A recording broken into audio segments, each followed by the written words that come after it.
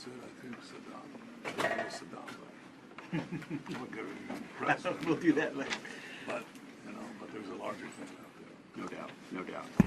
Well, Mr. Prime Minister, it's great to see you. It was a pleasure to see you last night in the White House as well. It is the truth that we have no greater ally in the state of Israel. We're honored to stand alongside you, stare down many of the same threats that you do. And under President Trump's leadership, just like you, we are totally committed to achieving peace through strength, through standing with Israel on our side, putting America first, and never backing down from anything. That it has been and will continue to be an unbreakable bond between our countries. As you know, I've had a chance to visit Israel 8 or 9 times, spent time with you at the Western Wall, watched the IDF in action, visited terror tunnels, understand the proximity, whether it's the Golan Heights or Hezbollah or the Gaza Strip, the threat that Israeli citizens have been under. And it always struck me the sense of purpose that permeates the state of Israel, living under an existential threat. And have always had a great deal of respect for the response that country has had. And now destroying Hamas's capabilities in Gaza, Hezbollah's capabilities in the north, damaging the Houthi infrastructure in Yemen, and things that are of great importance to America. Those are all of great importance to us. But in September of 2024, killing the man responsible for the 1983 bombing of the Marine Corps compound in Beirut, killing 241 Americans. You have a long memory. We have a long memory. And may our relationship continue to endure. We're going to continue to grow our defense industrial base. We've supplied munitions that were previously not supplied, that are useful in eradicating radical enemies, and we are committed to continuing to do so. So I hope you've noticed here at the Defense Department under President Trump, we are laser focused on reviving the warrior ethos, on rebuilding America's military, and reestablishing deterrence, which is something you, Prime Minister, have done in your neighborhood in impressive, aggressive, and important ways. So it's an honor to welcome you to the Pentagon on behalf of the Department of Defense. Thank you for spending the afternoon with us, sir. Well, thank you, Mr. Secretary Pete. You've been a great and stalwart friend of Israel.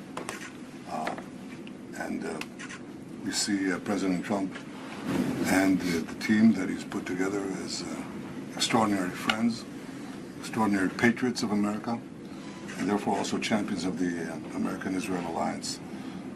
I truly believe Israel obviously has no greater friend than the United States, and I think the United States has no better friend than Israel. It's an ally that perhaps is different from many of your allies because we have no compunction about fighting our enemies by ourselves.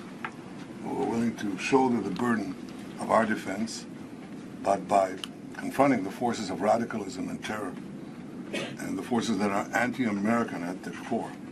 They call you the great Satan, and they call us the small Satan. We just stand in their way, but you are their great enemy. By confronting these various enemies, we're not only defeating those who wish to attack us, but those who wish to attack you as well. And therefore, our victory is your victory. And we're well ahead and well advanced in the pursuit of our war goals that will give security and peace. And that's the only way you get it in our region and perhaps in many other regions. The only way you get peace and an enduring peace is by being very, very strong. And with our alliance, with your support, including the decision you just mentioned of supplying Israel the much-needed tools for our defense, we are a lot stronger than we've ever been. I thank you for this warm reception. It's good to see you again, and I look forward to our discussions away from the cameras. Good to see you, sir. Welcome to the Pentagon. And we look forward to the discussions as well. How do you feel about American involvement in Gaza, considering your views and worldview? I would just say to the question of Gaza, the definition of insanity is attempting to do the same thing over and over and over again. And as the President and Prime Minister pointed out last night, The President is willing to think outside the box, look for new and unique dynamic ways to solve problems that have felt like they're intractable. So we look forward to more conversations about that, creative solutions to that, and as the man tasked with leading the Defense Department here, we're prepared to look at all options as we've said before. Do you have a plan to send troops to Gaza, Mr. Secretary? Do you have a plan to send troops to Gaza? Are you working on options for the president right now that would involve U.S. troops in Gaza? The President is involved in very complex and high-level negotiations of great consequence to both the United States and the State of Israel, and we look forward to working with our allies, our counterparts, both diplomatically and militarily, to look at all options. But we certainly would not get ahead of the President or provide any details about what we may or may not do. That's just bad military planning. That's all we have. Thank you, Press. Thank you, Press. We're leaving now. Thank you, Press. Thank you, Press. Thank you, Press. Sir, we're leaving now. Thank you, Press. We're leaving now. Thank you. Thank you all.